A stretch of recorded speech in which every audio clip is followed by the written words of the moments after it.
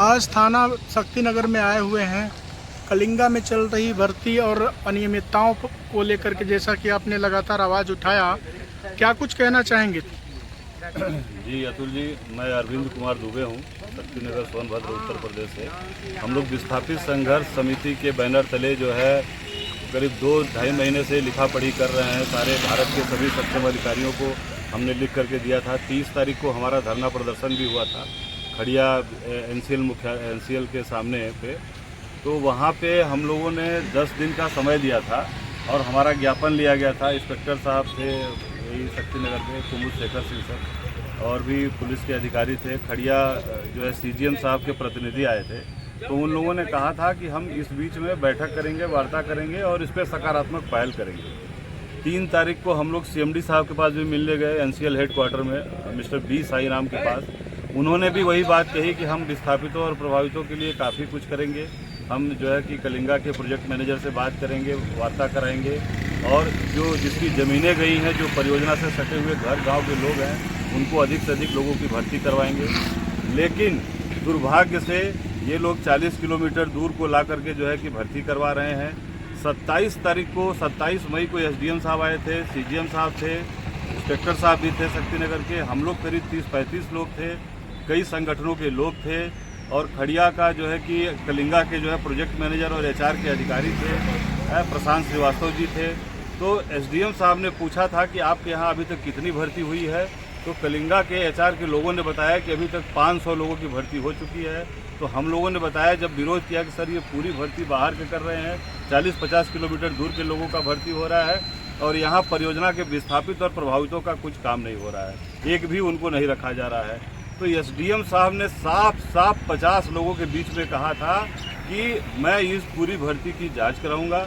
उन्होंने इंस्पेक्टर कुमुद शेखर सिंह को उस दिन सबके सामने नियुक्त किया था कि आप इस भर्ती का पूरा जांच कराइए और जब तक इसकी जांच नहीं हो जाती तब तक फर्दर कोई भी एक भी लोगों की भर्ती नहीं होगी। ऐसा वहाँ पे 50 लोगों के सामने उन्होंने कहा तो था। क्या हुआ? जांच चल रहा है, प्रोसेस में जांच का रिजल्ट नहीं आया, भर्ती चल रही है। हाँ, मैं क्या हो रहा है? 3-4 दिन पहले कलिंगा कंपनी में कुछ हमारे भी सोर्सेज हैं, वहाँ से हमने पता कराया तो उन्होंने बताया कि 27 तारीख जब से एसडीएम साहब रोक लगाए हैं तब से लेके अभी तक करीब 200 से 250 लोगों की भर्ती हो चुकी है। मैं उसी वक्त जो है फ़ोन लगाया इंस्पेक्टर साहब को। इंस्पेक्टर साहब की तबीयत खराब थी, ये हॉस्पिटलाइज थे, इनको शायद बोतल चढ़ रहा था। तो मैं फिर बीना चौकी दरोगा सुरेंद्र सिंह सर को फ़ोन लगाया। फिर उन्होंने बताया कि नहीं, इंस्पेक्टर साहब की तबीयत ठीक नहीं है। मैं एसडीएम साहब निखिल यादव सर को मैं फ़ोन लगाया तो उनका जवाब था कि ऐसा है कि तुम लोग जो है कि धरना प्रदर्शन कर दिए, तुम लोग हमारी बात नहीं माने। इस तरह से वो बात कर रहे हैं, वो भी हमारी बात नहीं मान रहा है। मतलब एक इतने बड़े अधिकारी का जो स्टेटमेंट था वो दुर्भाग्यपूर्ण था। फिर हम लोग जब ज्ञापन दिए थे 30 तारीख को, तो हमने कहा था कि अगर 10 दिन के अंदर सकारात्मक वार्ता नहीं होगी तो 10 तारीख को हम लोग फिर से पुनः धरना पर बैठेंगे, अपनी मांग को लेकर के जो है आवाज़ उठाएंगे। लेकिन फिर क्या हुआ कि 9 तारीख को हम पूरे पुलिस वाले जो है कि हम लोगों के पीछे पड़ जाते हैं। हम लोगों से बात होती है, इंस्पेक्टर बीना चौकी के दरोगा सुरेंद्र सिंह सर से बात हुई। उन्होंने कहा कि आप लोग धरना मत कीजिए।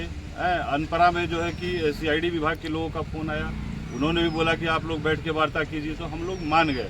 इंस्पेक्टर साहब का तबीयत ठीक नहीं है तो उन्होंने कहा कि इंस्पेक्टर साहब को ठीक होने दीजिए, 11 तारीख का आप लोग मीटिंग कराएंगे, बैठ के वार्ता करके कुछ सकारात्मक पहल करके निर्णय निकालेंगे। लेकिन आज हम बड़ी उम्मीद से आए थे इंस्पेक्टर साहब के पास बैठने कि इनके कहने पे हमने 10 तारीख को धरना नहीं किया।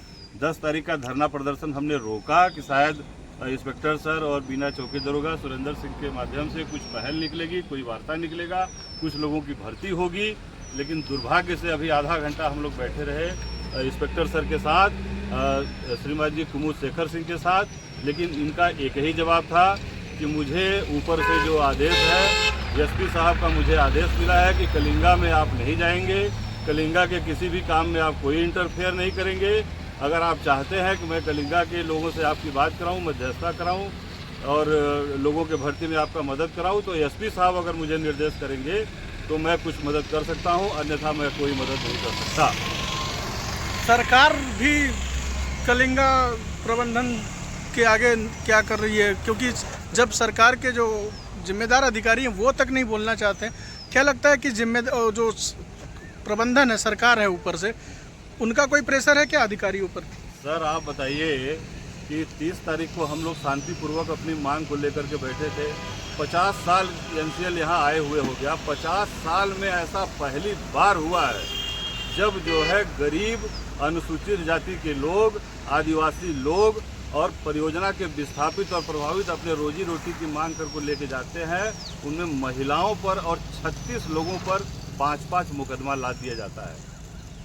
ये इससे बड़ा दुर्भाग्य और क्या हो सकता है? ये एनसीएल के इतिहास में ऐसा पहली बार अपने विस्थापित। क्या कुछ करेंगे आगे की, क्या रणनीति है आपकी? आज वार्ता तो या तो हम लोग मुकदमा से डर जाएं, हम लोग अपनी बात रखना ही छोड़ दें।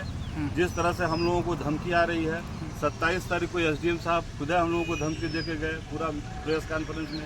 रोजगार की तो उन्होंने बात ही नहीं की, जांच की बात की थी उन्होंने। और उनका ये कहना था कि अगर तुम लोग धरना प्रदर्शन करोगे, अपनी मांग उठाओगे तो तुम लोगों के ऊपर तो मुकदमा लगाऊंगा ही। तुम्हारे घर में 18 साल से ऊपर जितने लोग हैं उन सबको मुकदमा से लाद दूंगा।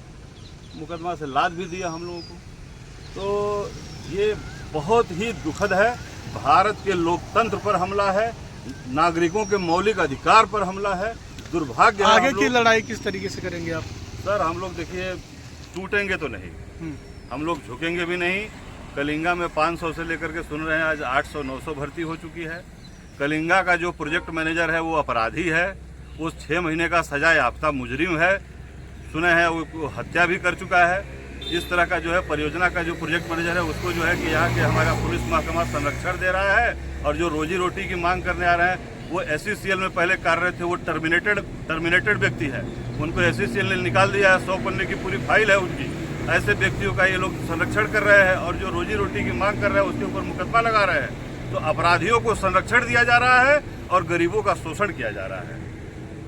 ये बहुत बड़ी विचित्र स्थिति है। ठीक।